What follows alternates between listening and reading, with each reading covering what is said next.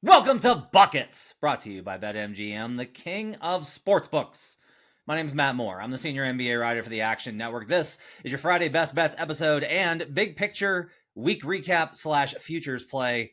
We'll talk about the Milwaukee Bucks today. We'll talk about the Philadelphia 76ers today. We'll talk about the Boston Celtics today, and we'll probably talk about a little bit of the Miami Heat as well. And we'll do that with my good friend, Sean Little. You can catch him on Twitter and in the Action Network app at Chicago Flow. Sean, glad to have you with us. How you doing, my man? Natty, what's going on, baby, man? Happy to be here, closing out the week, another week of NBA, a lot of stuff to talk about. Looking forward to it. Not gonna lie, this we're recording this as the Suns are currently down 22, and I'm a little broken. I'm a little broken. This was like the spot. This was like my get right spot. As I was like, duplex game, at home, off a loss. Like I went back and checked the numbers because I started to put stuff in the model. Like I'm pretty hesitant on over adjusting to early season results because it's wonky. But like the model spits out, it's like no, San Antonio's bad. Phoenix is pretty good. Numbers checked out. Everything was good. Got 3 full points of CLV. Num. I love CLV. You can eat CLV, right? No, you can't eat CLV. So I am in it as far as the Suns game goes. But we'll do best bets today. We will do big picture look ahead. Lots to talk about with the Milwaukee Bucks, who got trounced by a bad Raptors team on Thursday night or Wednesday night. We'll talk about that and more, but we're also going to do best bets. Reminder, everything we talk about today can be found in the award-winning Action Network app. Best way for you to track your picks. You can track all sorts of cool stuff. Go track Joe Delara right now. He's on a props heater. Joe is absolutely burning it up. At Joe Delara in the Action Network app. Go find him. He is burning it up right now. I cannot wait for Sunday so I can just latch on to Joe like a parasite and drain some of his sweet ROI. Very excited for that. Make sure to check out the Action Network YouTube page, youtube.com/the Action Network. Good. I'll have details next week. Good chance we're going to have a live show next Friday. Talk about the slate for the in-season tournament. Pretty good. Starts on Friday. By the way, if you haven't listened, we do have an episode in your feeds breaking down everything with the in-season tournament with my guy, O'Connor Watts. Check that out. It was a phenomenal episode. I've got articles up. You can find those in the app as well. Breaking down. If you want to understand the in-season tournament, I have an FAQ. So go read that. It should be up in your inbox or in your app by the time that you're hearing this episode. All right, Sean, let's do best bets first, and then we'll do our big picture look around. What's your best bet for the Friday slate? Friday slate, I'm going to the Milwaukee Bucks, New York Knicks. I'm going to go Julius Randle over 25.5 points plus rebounds. Would play to over 26.5. We're right in the middle of that number, but Julius Randle over 25.5 points plus rebounds. Okay. I'm going to play Warriors Thunder under 228.5. I'm going to play under on Wizards Heat 226.5. And I'm going to very lightly, so gently, like a gentle caress, I'm going to very lightly touch on Thunder money line and Wizards money line as well as the in-season tournament begins. We'll talk about why here in a second. Let's start with yours. So, Nick, first night of the in-season tournament. Nobody's on back-to-back. Everybody should be playing. I've gotten a lot of questions. We talked about this a little bit in the other show, but I did want to kind of mention it again here. I've gotten a lot of questions about like, hey, are guys going to really are the players going to care about these games? And my answer for you is like, they're not going to care about these games any more than they do a normal regular season game. Like these are regular season games. They're not going to try extra, but we do have like this weird effect where we start acting like, well, they're not going to care at all about the in-season tournament. No, but this is a regular season game, right? So they'll care the exact same amount that they care in a regular season game. And while I am critical oftentimes of how teams can just mail it in during the regular season and that we need to have stakes like the in-season tournament, even if I don't think that they're going to try extra hard, I think we'll get a clean, good effort. I'm not expecting rest in any of these spots. We'll see. The injury reports are largely okay. There's no like red flags on any of those so far. We'll check those out. It should be like a normal performance versus these teams that are in conference. So they are pretty important games for a number of reasons. Tibbs, look, the Knicks are a popular bet for the in-season tournament. I bet them. We talked about the value on them. Now I will say, like, I ran model numbers for power rating, and my model's like, hey, just a little heads up, the Knicks are not good. Like that's what the model spit at. Now it's 5 games. They played the Celtics, tough strength of schedule, etc. But I'm a little worried about those numbers based off of that. But Julius in particular, this does seem like it's a pretty good matchup for him. Why do you like Julius Randle's play here? Yeah, this is a good spot for Julius, I believe. Let's talk about the Milwaukee Bucks, just defensive woes, because we were chatting about it before we hopped on. I'm like, yo, Matt, stop. Let's record this. This is good talk, because this is obviously one of the most important teams in the league and in the East with Dame going over there. But for this particular matchup,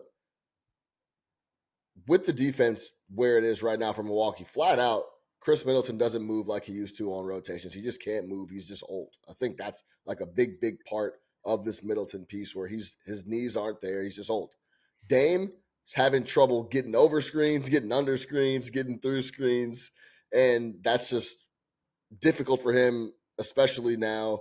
It's going to be highlighted more than it was out in Portland. I think overall, really quick as like a sidebar, Dame never was ever going to get any hate playing out in Portland because there wasn't always the amount of attention that I think other superstars get. So we would see all the positive things and we would love all that about Dame. But this defensive piece is really going to get highlighted now that he's in Milwaukee and going to be on national TV tons. And their team is supposed to be a favorite to win the East. He's minus 15.4 this season is his plus minus for Dame Lillard right now with the Milwaukee Bucks. And then the runner-up in Defensive Player of the Year, Brooks, is getting exposed because people are coming at him off of these Dame screens and off of these late rotations from Middleton at 100 miles an hour, and he can't do anything with that at the rim, especially when they're dumping and getting easy dunks.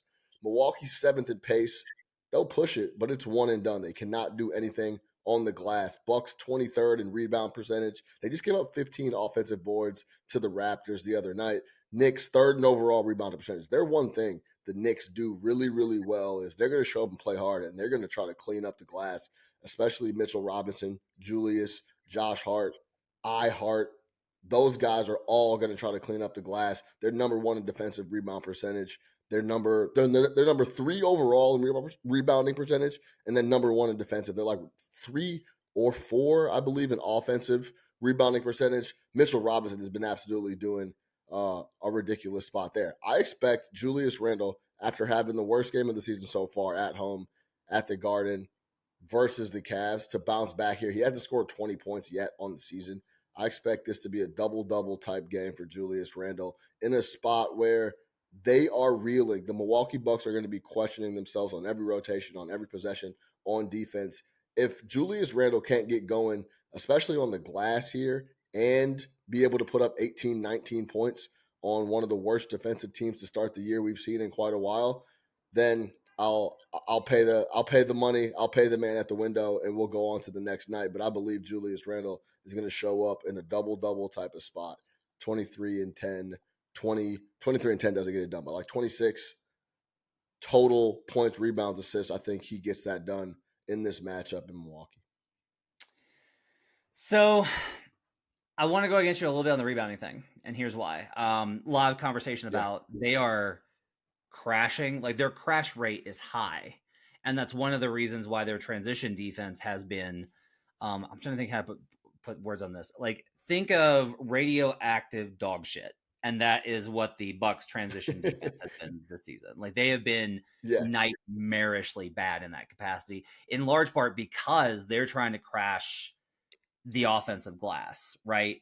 Now, the question here is just like, okay, maybe what they actually give up here is a bunch of, maybe they surrender a high amount of defensive rebounds to the opponent because they're trying to improve that, right? Like, they switch it up and they're like, we got to get back. And so they back off a little bit. Maybe that adjustment comes. I never like to go that route because I'm always like, don't bet the adjustment until you see it. But that's kind of my concern here, is that teams are beating them by pushing the ball out because they're crashing the glass and they're not getting back quick enough. They're also just slow there, right? And if you say like, okay, how does that impact things on the other end? It's mostly a matter of, I don't know, like if they're still challenging on the offensive end and they have a bigger lineup, which they do, that still kind of puts Julius in a kind of a tough spot here. That said, like, I just think that the Bucks seem a little bit lost here. Their communication is bad, right, and the Knicks have been so dominant. So I don't mind the play here, even if I'm a little bit nervous for you on the rebound side. Yeah, it's I also think too, with RJ coming back in the fold, hopefully he's day to day, but I expect him to play in this first game of the in-season tournament. That'll spread out. At least if you have to respect what RJ has been doing, at least recently, to improve his spacing or the spacing on the floor with his knockdown jump shot that has been improving year in, year out. I'm not the biggest RJ guy, but it has been improving, and they need him. They play a lot better on offense when he is on the floor, and so does Julius Randle. All right, for mine, I'm gonna go to. Let's start with Thunder Warriors on the under. That number currently sitting in the market at 228.5 here. The Thunder this season, they have allowed fewer points on their opponent team total than the expected line. They've gone under on opponent team total in 3 of the 5 games, with one of them being the game where the Nuggets just absolutely waxed the floor with them because the Nuggets were completely dialed in. The Warriors have been really good this season. They're off to a really good start, making me nervous about the under bet that I've got on them. They forced the under on their opponent all 5 games. All 5 games, they've held the opponent under the team total. They have scored under their own by significant margin in 3 of the 5.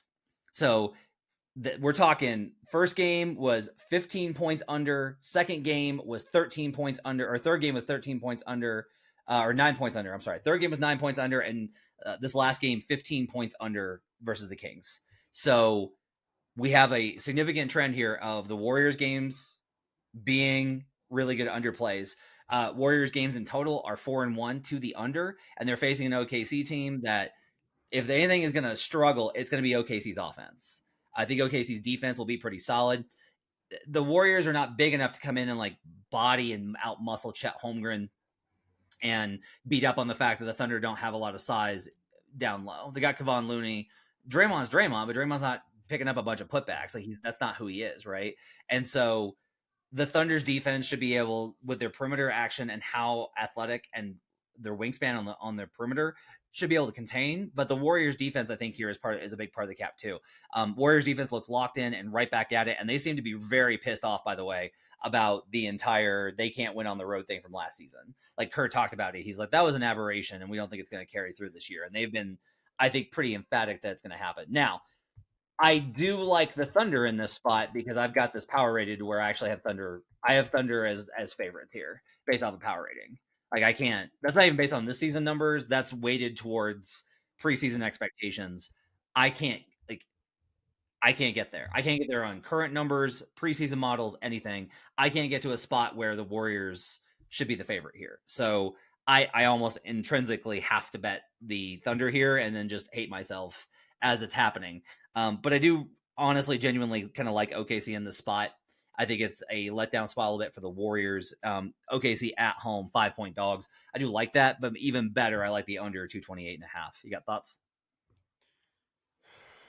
Yeah, let me ask you. Let me kick it right back to you and ask you about Chet. Is that your only worry when you come to the Thunder and just being inside? Is that Chet's going to get beat up, and then it kind of exposes a lot of other pieces that rely on Chet being the anchor and being strong down there, down there by the basket, I guess essentially. Not really. I gotta say, because the game where he got beat up on, he was facing Yoke, and just like no one else has him, right? So they allowed 11.5 more points than expected on the team total versus the Thunder or versus the Nuggets, and then they turned around and they allowed 3 points more. I'm sorry, versus the Pistons. That actually kind of tracks here, right? Like Pistons, what do they have? They've got all of these bigs. They have so many centers, including Duran, who's a beast. Yeah, he is. The Warriors don't have that. Like they have Kevon, who I think is a very good and underrated center at Kevon Looney, and they've got Draymond, who's an all-world player for what he does. But again, none of these guys are backing the Thunder down into the basket. Like it's still going to be Steph action on the perimeter. Now look, Steph can go for 40 here, but OKC, I think in general, is much better built to guard a team like the Warriors, who, despite their success, are small, rather than a team like the Nuggets, who are just like flanked by huge players. When they face the Lakers, I'm going to like the Lakers in that matchup. Like I'm gonna like the Lakers versus OKC. But in this one, I think I'm gonna lean pretty heavily this way. I don't think that Chet will have as many problems in this one. Like, he might be on the boards, but he won't get beasted into the basket the way that Joker was able to deal with him in that game. Yeah, I agree. And then, I mean, overall, we know what the Warriors want to do. They're going to try to rely on jump shots. And if you have a number that's scraping 230 against a really difficult, hard nosed squad like the Thunder, who have enough wings to switch off and play the perimeter where the Warriors want to do a lot of their business, then yeah, I lean under in this spot as well. I also think the Thunder. First of all, no one wants to play the Pelicans. Like, we know no one wanted to play the Thunder last year. That's the similar feeling that I get to New Orleans. Is like, man, they Yeah. have this head of the snake and CJ McCollum that is kind of like the wily vet that can calm things down when they get a little out of sorts and can get you a couple buckets to calm everything down. Then Zion obviously is Zion and can just bully everybody and do what he wants. Herb, I mean, they just have a lot of guys where it's like, man, this is going to be difficult possession to possession. And when Jonas Valanciunas can get a touch, which is rarely, he's so efficient. He gets it done. He bangs. I really like the Pelicans, and the Thunder aren't catching guys off guard like maybe potentially they were still last year. But overall, they have the guys and the bodies that can deal with Golden State, kind of like you laid out. And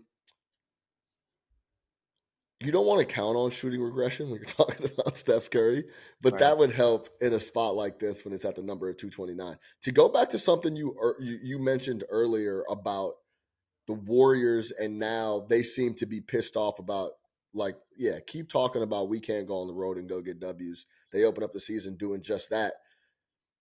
I had a Matt, you ever have a tongue in cheek conversation, but both the people in the conversation know you're not joking that much. Yeah. We were talking about NBA teams and just traveling, right? Right. When the chemistry is bad and the team doesn't want to be together because of Jordan Poole and that entire situation, the Yeah. last thing you want to do is go on a 3-4 game road trip Right. where no one's hanging out, no one is loving being together. That's the worst nightmare out. So I hate to look every time Jordan Poole's name comes up. It's a lot of negative stuff, and I think he's a very unserious guy. And it's just he doesn't really get the bigger picture of I guess winning. It's more about just like, hey, I'm in the NBA, I'm having fun. Let's just try to make some highlight stuff. He's out there trying to make highlight plays instead of actually putting together actual game tape that's legitimate hoops, right? Right. But it does, I think it's a factor that when you talk about teams going on 4 or 5 game road trips and back to backs, the chemistry and the want to and the travel and hanging out with the guys is a big piece to get everyone to have each other's back when you're down 7 points in New Orleans on a back to back, right? So I think the Jordan Poole thing and the chemistry of that overall team was a lot heavier than I realized at the time, and I Yeah. think that was a factor of them going on the road and just absolutely getting pummeled all the time because they didn't want to be on the road. Forget about playing basketball. I don't even want to be on this trip. So let's get back home to San Francisco, and then we can take care of business. If you want to know like the biggest reason to back Draymond Green defensive player of the year, it's that look, Draymond talks a bunch of shit, but Draymond also doesn't love anything as much as talking a bunch of shit and then backing it up so nobody can say anything Yeah, back. Like that's what he lives for. And Draymond's entire thing has been like, yeah, I punched Jordan Poole. He's a jackass. And like I yeah, got blamed for it. I got blamed for it because Jordan's a jackass. And then they got rid of him, and he's like, yeah, it's gonna be a lot better this year because we got rid of certain people, and now like he's able to shut everybody up. So love this play, like this play a lot on the under in Warriors Thunder. The other one I like is the under on Wizards Heat as well. Heat offense has been pitiful. The interesting one for me, honestly, so Heat offense, they've only scored over their team total expected twice. Once versus the Celtics, an impressive game because they got up for it, and then once versus the Bucks. Like, how typical is that the 2 games that the Heat were able to score more than their team total was versus these 2 teams that they are so motivated against, right? Like they yeah. got And up the for those games and they tried, and the right? Milwaukee game was late though. They Yeah. needed a big fourth. They were down big. They could have folded up and just went back to Miami, but they did buckle in and try to come back in that game and was able to push it over the team total. But those buckets came late in that game as well. Okay, so the over is 3-1 in Wizards games. Okay, so I'm going against that. That's tough. They've allowed the over for the opponent team total in 3 of 4 games. That's tough as well. But here's the schedule, okay? Pacers, number 1 offense in the league until they bottomed out versus the Bulls the other night, right? Last week. Yeah. Celtics, one of the best offensive teams in the league. That's an incredible one. The Celtics outperformed the team total by just 5 points. If the Wizards are this horrific, terrible team that is so below the market, this is the important thing, is they're so below the market expectation, why didn't the Celtics score more than 5 in a blowout win? Because they won that game 126-107. And then the last one was the Hawks, another pretty good offensive team, and they only scored 5 more here too. So my angle here is essentially the market thinks the Wizards suck on defense, even though they've gone over. They think they suck on defense just a little too much, and they don't factor in enough how bad Miami's been on the offensive end, because the Heat just do not. They look pretty bad. Like they just look really bad. They're averaging 104.6 points per game. That's not great, and they have gone over their team total in just 2 games again versus the Celtics and the Bucks. This is not that spot. So do the Heat, like, are the Heat going to treat a play-in tournament game or an in-season tournament game? I'm sorry, a group stage game more serious? No. Come on. Like, this might be a bounce back spot, right? This might be a spot where I'm going to bet the Wizards because the Heat have been so bad. I'm going to sprinkle on it, and the Heat are probably going to win. I have this just as too big of a differential. Like, the Heat are 9.5 point favorites in this game. Why? Like, what? Do you know what that is? That is the Heat made the finals last year and the Wizards are bad. That's the only way you get to this line of 9.5. Like, bear in mind that, like, the Heat didn't have a significant home court advantage swing when it came to the Boston Celtics last year in the conference finals. But now all of a sudden, like, what? Like, it's either they're at home, and I get it. Like, I'm not saying the Wizards are good. I'm certainly not. I am going to sprinkle a little bit on the Wizards money line, just the money line. I'm not going to play with the 9.5, and I genuinely do like the under here at 226. The only thing that makes me nervous is we talked a lot about this last year on Buckets of the spot, even though it's early in the season. 3 straight road games for Miami, then they go home. It's time to kiss your girlfriends and your other girlfriends and your dog and your other girlfriend's dog and hang out with your buddies and then play a basketball game. Oh, that's right, I got to play a game. Yeah. Then you drop the game to the Nets, who I was on the Heat in that game, -6, and I thought it was a really good spot through and through. I had considered this the 3 games in a row and then coming home and then, getting acclimated to being back and then playing and that being maybe a letdown spot. But I carried more more water for me was for the Nets playing 3 straight road games, being in Miami, and the Miami Heat being 1-3. Now, where do you factor in on this piece, Matt, where it's just like, all right, they've lost 4 in a row now. They're still still over there. Jimmy's still over there. Yeah. And it's just a spot where I'm like, man, Yeah. if they drop this game at home to the Wizards, or they end up getting in a grinded out spot against the Wizards, that's really ugly. Now, we also can go, I mean, it can go both ways. They flat out just don't have enough offense on the roster. I know we do this thing every year where Jimmy kind of midway points like, hey, guys, I'm going to turn it on now. We're going to start winning. But overall, they don't have a lot of bodies that can actually put the ball in the basket. My man Jaime, I'm very high on Jaime still, but he's been struggling as of late. The NBA transition is different. Some things, sometimes I think it's just our job and just how much ball that we watch. We start to overcomplicate a few things. Like, for example, the Phoenix Suns coming into the year without a point guard on the roster is so mind-boggling now after you see it live for 4 or 5 games in a row. You're like, dude, no one wants to handle the ball. Right. You watch the Miami Heat, dude, they don't have, like, who was going to score all these baskets? We're playing teams that are literally going to come out here and try to hang 115, 116 per 100 possessions, and we're scratching and clawing to try to put possessions together. Yeah.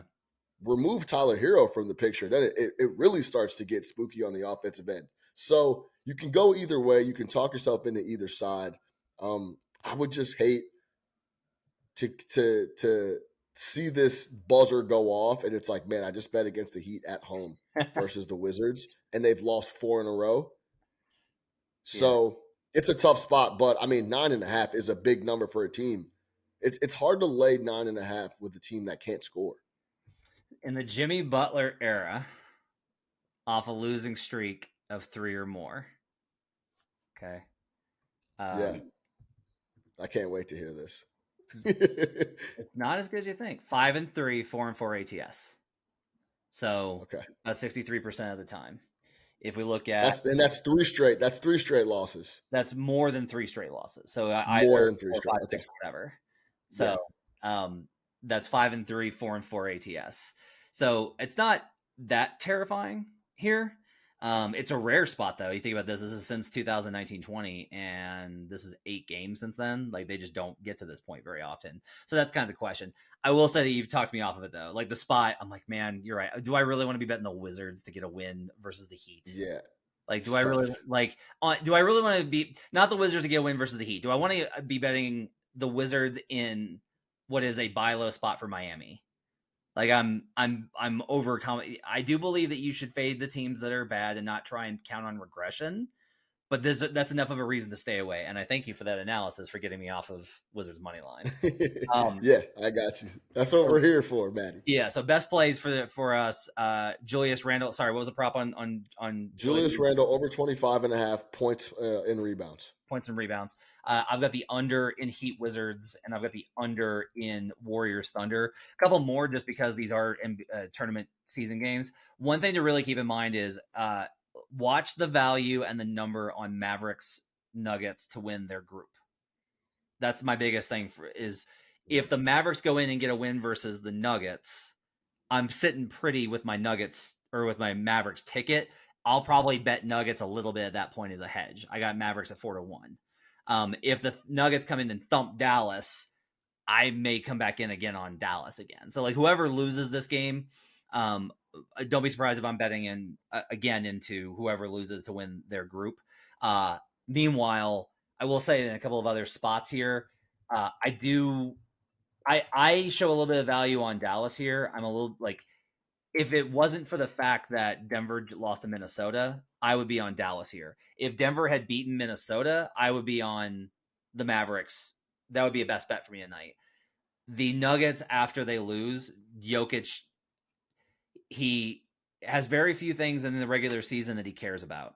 But one thing that he does believe in is don't start letting losing become a habit because it's annoying to him. And so he usually buckles up and gets it done in the second game to make sure that a losing streak doesn't start. Going back against the Nuggets after a loss is a pretty good idea. Going back in on the Nuggets after a loss is a pretty good idea. Cavs Pacers, I'm not messing around with. They're on 3-4. The Knicks are on 3-4, by the way, as well. Cavs coming off of obviously that big win versus the Knicks to get the revenge spot. That was a crazy game. I can't believe they got that game. Cavs also, I'm staying away from Cavs until we get Garland and Allen back. I'm just not going to be betting them. I'm not going to bet them. Now, I don't necessarily love where Indiana's at in this game either. Like, I don't think that there's a ton of value in this spot. It's a little weird to me that they're underdogs. That doesn't seem right, even with Donovan Mitchell back. But I'm staying away from that one entirely. And we've gone through the rest of them. Bulls, Nets, I don't have any sort of lean on. Do you have anything else that you lean on in these tournament games? Yeah, I do have one more that I do lean on, but really quick, I'll go to, just since you just brought it up. I was just watching. I was at the Garden.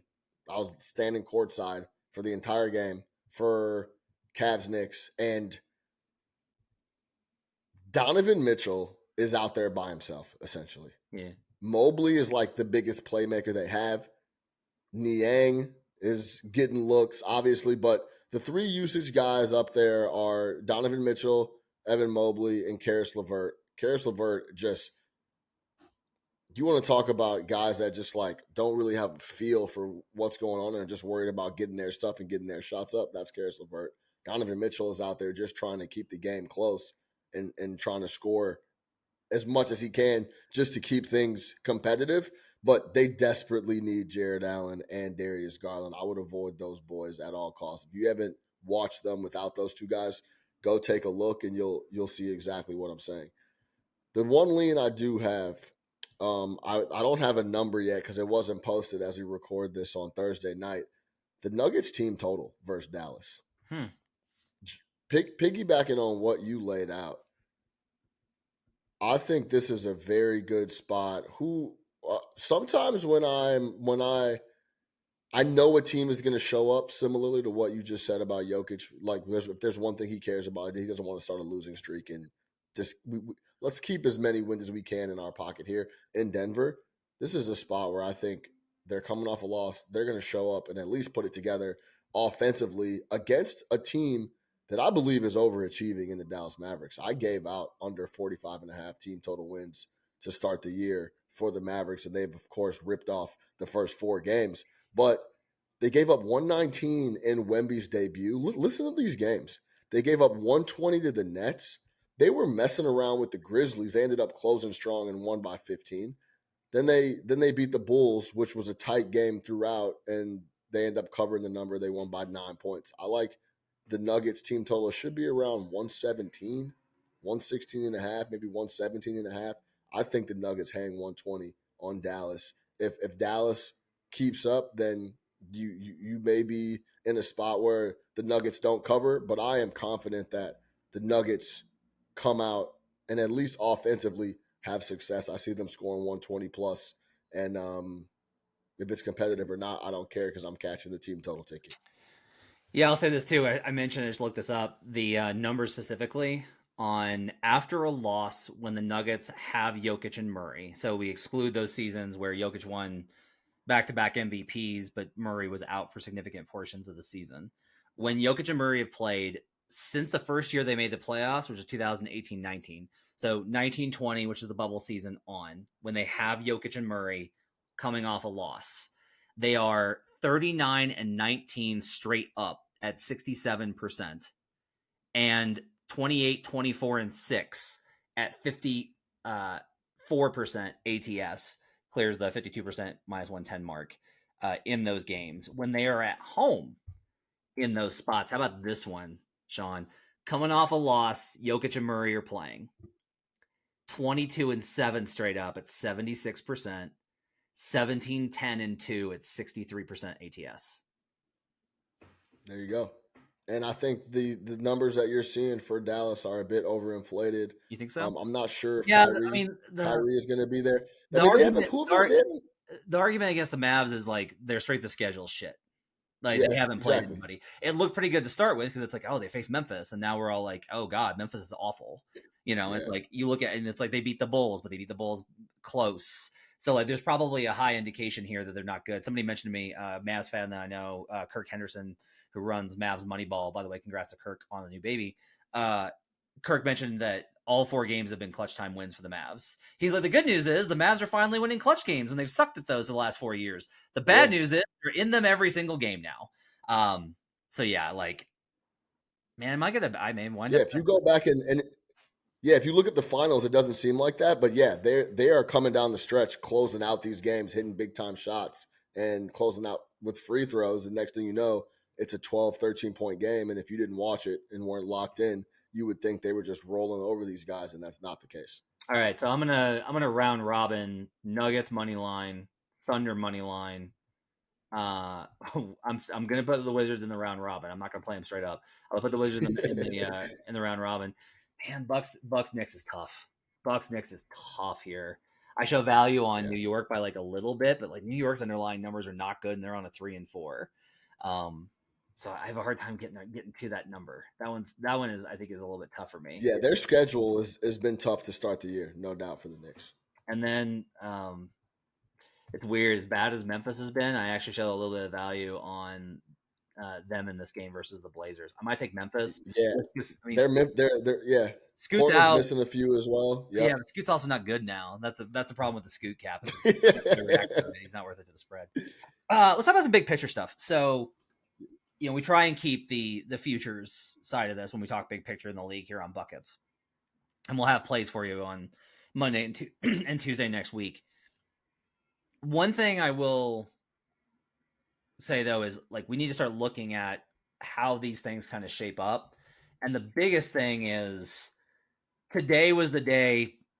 The Raptors game was the one when everyone went, when it comes to Milwaukee Bucks. You know, they get the Yeah. opening night win versus the Sixers, and it's like, okay, all right, Dame, like 39 in the debut. Awesome. Let's go. Like, you know, just like we thought, they're gonna be a juggernaut this year. They're gonna be a wagon. And instead, like they're not good in a lot of areas, and they got absolutely trounced by the Raptors, who then turned around and got handled by the Sixers pretty efficiently. At BetMGM, king of sports books, the Eastern market is Celtics plus 170, Bucks plus 175. Okay. Cavaliers plus 900, 76ers plus 900. The Bucks are an absolute no bet right now. And what's tough about this, Sean, and this is the stuff I love talking about, you know, there will probably come a point where I'm like, yeah, the Bucks are probably a buy low spot. This is not this.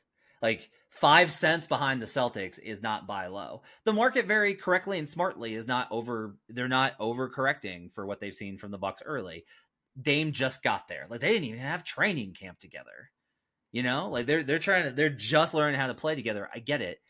But there's a lot of stuff with Adrian Griffin that is concerning. And we talked about this over and over again when we did the cap on the Bucks, when we took the under before the Dame trade, and Brandon and I were like, we got to do it again. Like we have to do this again. And a big part of it is Mike Budenholzer. You can criticize Mike for all sorts of stuff. You can criticize Bud for not changing a scheme in the playoffs and being too resistant and not changing up his rotation. I totally agree with you. Mike Budenholzer is not one of the top 10 coaches I want in a postseason environment. Mike Budenholzer came out of San Antonio, and the San Antonio Spurs figured out long ago how to beat the regular season in the NBA. You win your home games, and you beat the shit out of teams that are worse than you. And if you win those games, you're going to be in great spots. It's why the Spurs were the first ones to load manage. Like one of their famous spots was they would they would play a bad team on the first night of the back-to-back, and they made sure everybody played in that one and killed them. And then the next night, they're in Miami on a back-to-back. Like they would face Orlando and destroy them, and then they just send the guys home. Like they would literally send them back to San Antonio because you optimize. The key is this: when the way for you to not rack up the win total that you want is when you take high percentage win situations and they go low, not when you lose your coin flips. It's not about your inability to beat the good teams. You can get a high seed and then figure it out from there. But if you want that high seed and you want home court, win your home games, win your division games, and beat the shit out of bad teams. And that's how you get the good one. And the Bucks no longer have that kind of model. And that's like a big picture thing. There's a great thread today, and I shared it on Twitter. There's just a bunch of stuff with how this team is approaching defense. Like Griffin has them playing aggressive at the point of attack defense with a team that is old as shit. This is a very bad strategy. Like this is Jason Kidd stuff. If you hear me say this is Jason Kidd stuff, red alarm should be flashing in the background of this. Look, I think the Celtics have looked like the best team in the East, but they're the favorite at plus 170. We will inevitably get a Porzingis injury, a Tatum injury, a Drew Holiday injury. We'll get an injury, and we'll have a spot to bet the Celtics later. I have my team that I want to bet in the Eastern Conference, but I want to get your thoughts on those two squads before we talk about where the value is right now. Yeah, I agree with you wholeheartedly that Milwaukee is just to stay away. It's at the moment, it's just things need to be figured out. Is the Griffin thing going to get any better? How does he adjust as a new head coach? Is he a guy that doubles down and doesn't want to change things and try to adjust, or does he sit back, reevaluate the first quarter of the year, and then try to get things fixed on D? Do they go and get someone that can help them on D? It is an old ass team. We've been saying that for quite a while about them just going to get younger bodies that can actually help.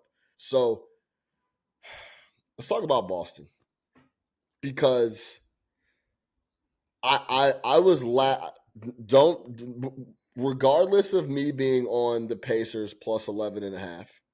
An absolute laugher. Never had a chance. Dead on arrival. You get a pass, my man. Tyrese got when Hallie gets ruled out, you get a pass on that. Yeah, it's tough either way. But when you're doing them the night before, it is tough. But yeah, the NBA injuries are part of the game. Hallie gets ruled out. We see what they do. Now, when I said I was laughing, I'm watching the Boston Celtics, and they are beating the shit out of the Pacers, Yeah. and they're really, really enjoying themselves. And I got this feeling that bring this energy when you play the rest of the big boys. There was a lot of different hustle plays that I was watching. I saw Jaylen Brown get 2 offensive rebounds, then go back up you can call it a putback, but he had a little drop step in between, Yeah. and he punches it, and he's giving attitude. They're up like 30 points, and I'm like, man, this is not the effort that I've seen in a lot of different spots where shit is tight and the game is a little tougher, and the opponent's going to fight back. Yeah. I don't see this attitude. So I was chuckling as I was watching that game because this was the classic Celtics. We are clearly so talented and better than 99% of the teams we play. But is this the energy we're going to bring every single night? And that's what I'm looking forward to seeing with Boston. I hate that, a lot of these questions don't get answered until the playoffs, and that's months and months away. But there's going to be stretches that I just want to see. Overall, what I'm getting at with the Boston Celtics is, and if you listen to the pod last year in the playoffs where we absolutely smoked and were locked in on everything, that they have a little bit of front runner in them. When Yeah, a little things bit. are going good and they're A little bit. smashing people and they're at home, Yeah. oh, everything is great. This is so much fun. And the Pacers aren't going to fight back, and they're missing their best player and point guard. Ooh, this is great. Throw me a lob. I'll take another three. But then when it gets tight and they're playing a team that fights back and they got to show up possession after possession, that's when they've had issues. I'm excited to see if Boston has shed that and can do and bring that want and effort and energy like they did against the Pacers at home during the week on a Friday night in Milwaukee when they get shit ready, or in Philly, or in Golden State. Yeah, so here's like an interesting note to kind of put this in context. And look, we're 4 games in. Like it's still early. Yeah, And you play who's in yeah, front of you. for sure. You play who's in front of you. Boston's Yeah, got the 28th ranked strength of schedule right now, according to Dunks and Threes. Now they're number 1 in net rating. They've done the job, which is you should beat the teams that you should beat, and they've beaten all of them. They're undefeated. They're the last undefeated team in the NBA. They're number 1 in offense, number 5 in defense. What I think is interesting is that Golden State is 3rd in adjusted net rating based on schedule, with the 9th toughest schedule, because like the Warriors are comfortable in those tough environments. Oh, you're in Sacramento and it's light the beam, and this is a team that gave you hell last year. super cozy. Got a gun. Like they're good in those situations. Um, a team that is in between 21st ranked strength of schedule, but one team I will say that I like a lot, and here's the thing: I don't have a play on them because I don't know how to bet it yet. I've watched the 76ers now 3 times. I've done full tape work on them, and I love everything I'm seeing from this team. And I'm a longtime critic of Joel Embiid, and he has picked up his game in terms of making other players better, which was a huge missing component to his game. A lot of this is that Nick Nurse has programmed in dribble handoffs, which should have probably been included years and years and years and years and years ago. But Doc came from a time when you didn't do that. And using Embiid as a hub is working out great for them. Maxey, we've talked about him at length. He's made the leap, et cetera, et cetera. I really like this combination of guys on this specific team, where it's like Kelly Oubre. Okay, Kelly Oubre is a guy that bombed out of Golden State. Okay, and everybody's like, "Oh, God, he's a loser because he couldn't figure out how to win with the Warriors." And it's like, look, man, not every player in the NBA is made to play with Denver or Golden State. Not every player can play in those high passing, high IQ systems. It doesn't mean those guys are worthless. Oubre works, he shoots, he hustles, he wants to be good. Like, this is my big thing with Oubre. Oubre wants to be better than he is. And that tracks with, if you talk to people that know him and that have trained with him and the way that he approaches stuff, Oubre puts in the work. Now, he may be annoying and bounce around the league and not be like a guy that has stuck on yet, but that's enough for me to kind of want him to be around. Tobias looks great. I think Tobias lost a little bit of weight over the summer. He looks slim. He looks awesome. He had a post-up fadeaway tonight on Pascal Siakam that was, chef kiss. It was amazing. It was perfect footwork. Did put everything together. They've got shooting. They're about to get all of these reinforcements, right? Rocco got in the game at the end tonight. They're going to get Batum. They have Marcus Morris. KJ Martin, I think, can play. And they might be able to trade for somebody later. Now, the problem I run into this is, okay, you like how they're looking. Do you want to trust Embiid in a playoff series? Like, is that what you want to do? Do you want to trust Joel in a playoff? You don't have to worry about Harden anymore, but do you want to trust Joel in the playoff series? It's just like, man, no, I don't. Like, no, I don't. So I got to figure out how I want to bet this. And it may be as simple as like a Sixers over on the win total, which is still live in some books. But the division is tough just because it's like, look, we can talk about Boston and them being front runners. They're going to win a shit ton of games, just like Brandon and I talked about. Like, they're going to roll through the schedule. And so as much as I like the Sixers, I have a hard time getting to like a way to play them. I really like them right now. I'm upgrading them in power rating. I'm bumping them up 1.5 based off of, I'm just like, okay, like I think they really got something. The chemistry's good. The combination's right. Nurse is coaching well. But I think that I don't have a way to play them right now. Heater stuck there at 13-1 to win the East. You know, they're 35-1 to win the title now. That team, I think, is. I will say this: I don't want to bury them because we buried them last year, and they come back and they make the finals. I'm not going to do that. They deserve credit for making 3 conference finals in 4 years, 2 finals in 4 years. My thing with the Heat, though, is that Jimmy was like, we got to figure this out. Like Bam and Jimmy's comments after the last one were the ones where it was like, there was a little bit of recognition of this is not okay.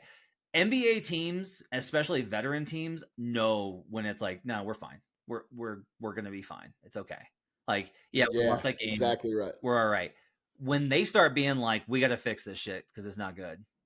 Like, that's when there's probably an indication of they know that it's not right. And a lot of this might be as simple as the Heat front office really was like, no, we got Hawkins, we got Jovic, and we got Cole Swider, and you know, all this, and like Caleb Martin hasn't played, Eastern Conference Finals runner up or Eastern Conference Finals MVP runner up, that hasn't played yet.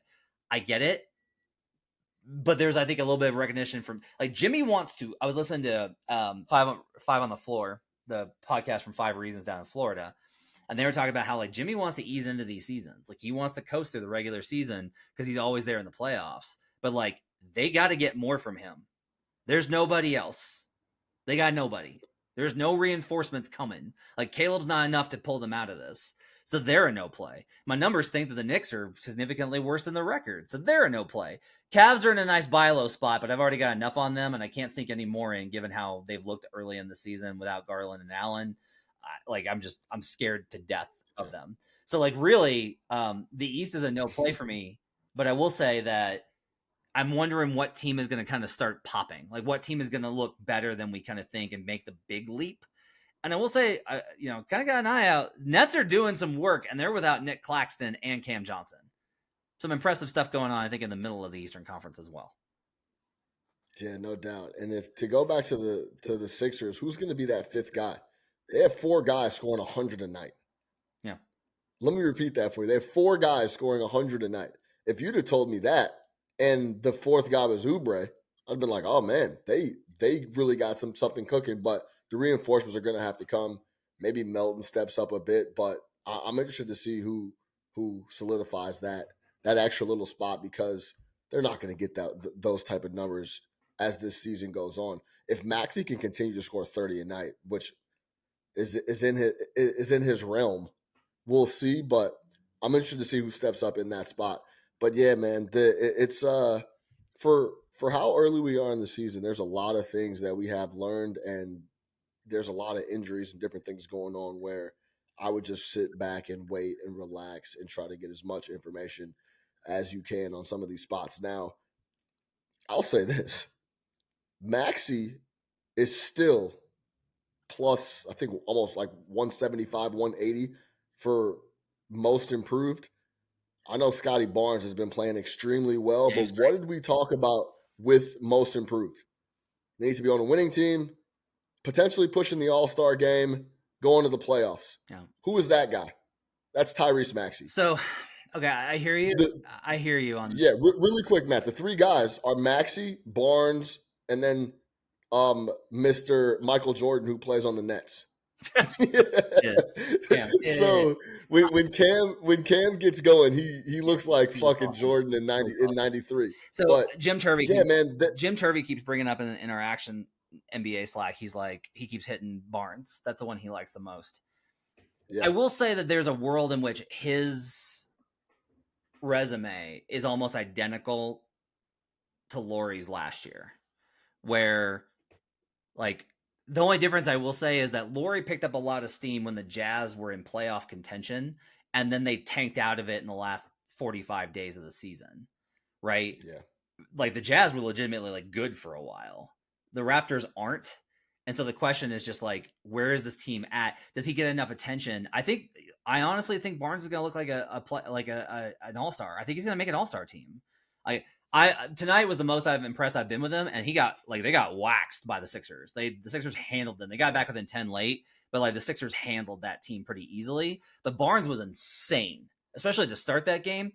He hits a hook shot in the post. He hits a hook shot over Embiid. He hits a pull-up three. He swats it, runs the other end, and dishes a perfect on-target pass to the corner. Like, this is the first game where I was like, okay, all right, I get it now. Like, I get the Barnes love. I get it. Like, I've been resistant because of a number of things, but this was the game where I was like, all right, Sky Barnes is fucking awesome this year. But you're right that it might be one of those things where, like, yeah, Barnes has been awesome and he did all these things, but his team won 39 games and the Sixers won 52. And Maxey is like a huge reason why. The only risk here, though, I'll just say is like that trade still makes me nervous. If they get Zach LaVine, what happens to Maxey's usage? He'll still be a huge part of the team, but is it as high? Maybe not. If it's OG, I think you're fine because I think OG is just gonna be spot up in defense the way that he is on Toronto. He wants to be more, but I don't think he will be. But the question is just like, if they add another guy, what happens to Maxey's usage? That's the big question here. I agree. Yeah, I mean, if they add a high usage volume shooter that is Zach LaVine, then that ticket starts to get a little grainy, starts to disintegrate quite a bit in your pocket. But we have to wait and see there. But I could see how about this? I see the Raptors bottoming out and maybe potentially moving folks around. Maybe. Before the Sixers. I gotta see it, man. At this point, you're gonna have to prove to me that Masai will give up the ghost, man. Like I've heard, it's true. The Raptors and the Bulls, man. That's what they do. All right, that's gonna do it for Buckets. Thanks for joining us. Appreciate you guys being with us. We'll be back on Monday morning. You'll have a weekend recap and best bets for Monday with Jim Turvey and Joe DeLera. Thanks for joining me. My thanks to Sean Little at Chicago Flow for joining me on this episode. We'll see you guys again next week. Till then, let's get buckets.